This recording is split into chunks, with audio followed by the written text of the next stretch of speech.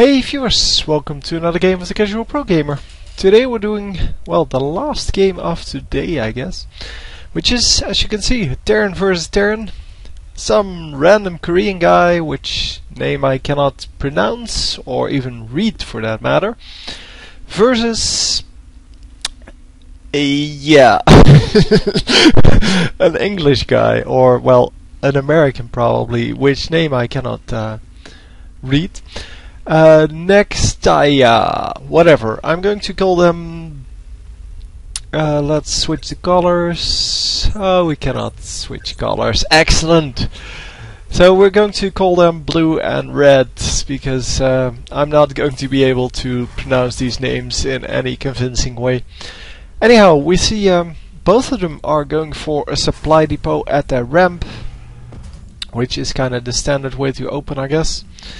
And both of them are going to produce, well, enough SCVs to actually saturate their base, produce some gas in between, and go for a lot of barracks probably.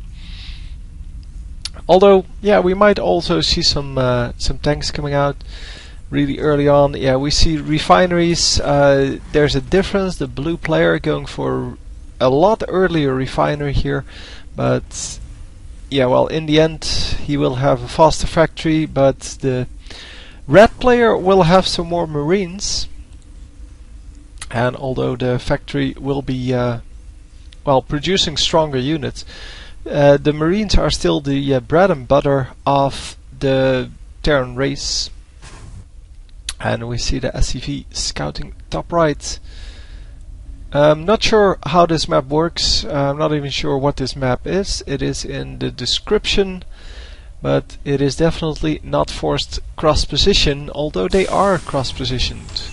So the blue player is still not scouting here and is going to build a factory right afterwards, which explains the early gas.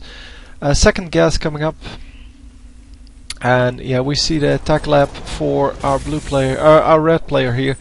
And producing a Reaper to scout.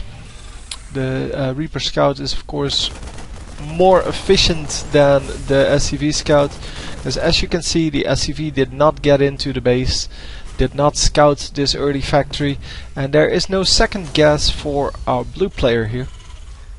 So the factory is coming up now, I'm assuming. Yep.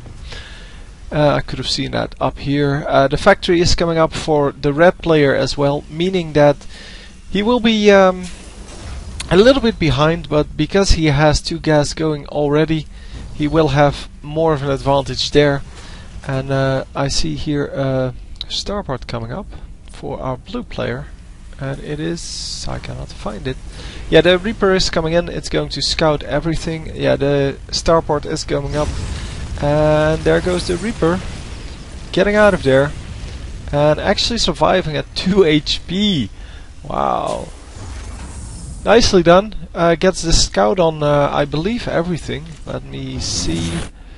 Yes, he did see everything, and is going to switch his yeah, as you could see, the blue player still hasn't scouted even the base, but is going to send out a Hellion now.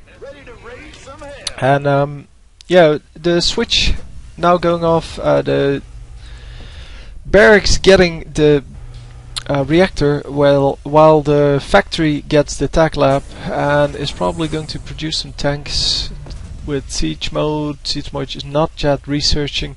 Starport coming up, starport which doesn't have a reactor, although this reactor would be very useful on it.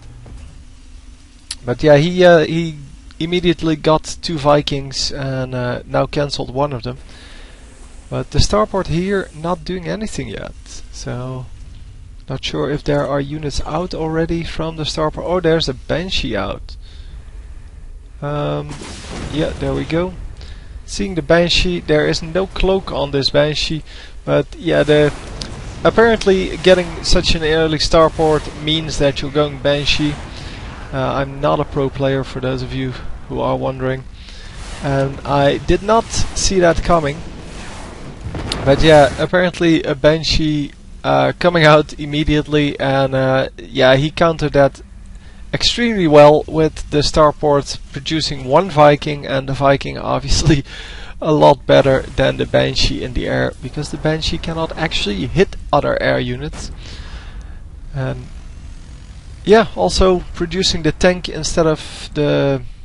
I thought the thing crashed there, but it was okay. Just a little lag. The tank's a lot better than the Hellions, well, one-on-one. But yeah, it's not a one-on-one fight every time, so he's going to have to manage his Hellions versus the tanks, but is going to be able to do a lot of damage with against these Marines. And that was a neat trick there. The Hellions don't do a whole lot of damage versus the Vikings, because the Vikings are armored, I think. Not actually sure though. I don't know where I can... Oh, I can see that in the bottom. So yeah, they are armored, and yeah, so the Hellions only do extra damage versus the light units, and not the armored units. So setting up a siege here and capturing the middle tower. Well, the blue is capturing the middle tower, and actually sieging this this bunker, and the bunker does get repaired, but I don't think it's going to be good enough, because yeah, you have to re-click with the SCVs all the time. Oh, he actually focused the SCVs, and I think 3 SCVs were lost there. Yeah, that might very well be, because the blue player didn't send out a scout, so sending his entire army in to deal with these tanks, and yeah, maintaining his bunker. Bunker now gets salvaged, because why do you only get 75 minerals from that? Did they nerf that? Huh, I didn't even know that. Yeah, salvage used to give you back 100 minerals, so the full price, but apparently it is now the same as cancelling it. I did not know that. But hey, learning something new every day here. We see a pretty big army from the blue player, and well, that is well, an equal amount of Marines. I guess the siege tank will set that off, and both players having an equal army except for the Hellions, so six Hellions on the blue team, which aren't on the other team. And the 6 Hellions may actually make a big difference, because they are blue flame Hellions. They do have some the pre-igniter going on, and they do 19 damage versus light units. So Marines pretty much useless against these against the Hellions, but they are useful against the other Marines, obviously, and they are going to be useful against the tanks. Although the tanks also blast them to smithereens if they clump up. So this is starting to become more of an air battle here. It is now 1 Raven out, and 5 Vikings versus 2 Vikings. So the air superiority definitely in the red player's favor, and we are going to have to see what he can do with that. Yeah, he's going to come in here, the floating barracks, probably spotting him there, and he's going to land his Vikings to do some damage to these SCVs, getting about 3, and then trying to pick off these Hellions, actually getting at least 1. And then getting out of there. And that's the good thing about these units. They can actually attack the ground units, but don't have to attack the ground units. They can also just fly away. So very versatile unit. It's not the best fighter on the ground. It is a very good fighter in the air. It is also a pretty fast unit. And trying to take down or do some damage to this command center, obviously taking out about 2 workers and a mule. The mule being the big yellow thing. It actually gives you more minerals the longer it stays alive. It's kind of an extra miner that mines super quickly. This is a mule. So, and the Vikings, yeah, they are trying to do some more damage, but this time I have to go out. I have to get out of there. But they took quite a bit of damage already. The Raven putting down this point defense drone, meaning that yeah, it is going to be a big problem to win that fight, and indeed loses all of his units without damaging any enemy units. Point defense drones take down missiles. So if you have a missile attack, they will actually get taken down as long as the point defense drone has energy. The energy will recharge, I think. Yeah, it will recharge, and it will time out eventually, obviously. But it can be a deciding factor in battles like with Marauders in them, or Vikings in them, or even Banshees, I think. Not actually sure who fires missiles, but there are quite some units that fire missiles, and the missile, well, especially the Viking versus Viking battle can be decided by this Raven, because it can put down 2 point defense drones, and yeah, it is of course just, yeah, if you cannot hit the enemy, if all of your shots get absorbed by this point defense drone, then you're going to be in some trouble.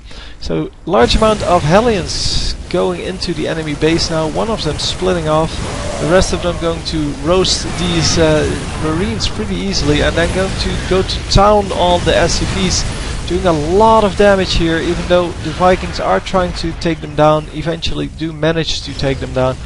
And this one Hellion, sorry, spots this base, and is going to try to take that out. It's not going to take it out, obviously, but it can always try, right?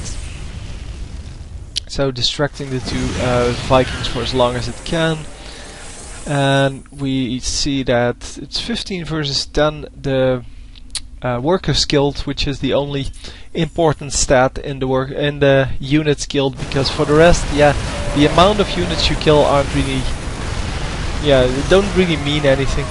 So the blue team pushing this this watchtower quite heavily with a lot of stuff. A large amount of tanks, still 7 tanks remaining, and yeah, that is just it's huge. Yeah, that's what she said. I know. 6 Vikings versus 8 Vikings, so the air battle, yeah, might still be in the favor of the blue player, because he has the Raven out, and as long as the Raven has energy, 4-point defense drone, he can still win the fight. The Raven sticks with the Vikings, and the Vikings do get repaired by these SCVs. Obviously repairing the units isn't done a whole lot, because it costs you mining time, and building a new unit is just as effective as repairing the old ones. Although with a new unit you actually get the you get more attack power, so in the end it is a better deal. I think he just lost his Raven right early in the fight. Yeah, hang on, I'll have to rewind, because I was and we see that this is virtually the last battle of the match. Come on. Don't know how far back I went, but we'll fast forward if it's too far. It would be great if it actually worked now.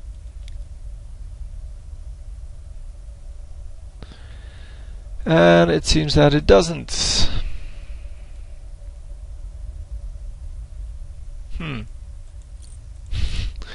Excellent.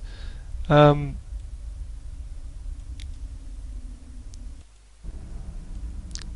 we working again? No, still black screen.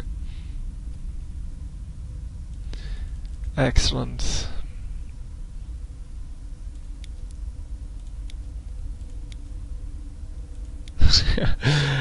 It seems that I completely broke the replay here, and I am going to have to restart it to see that final battle. We're at about 18 minutes, so I'll come right back once I fix this.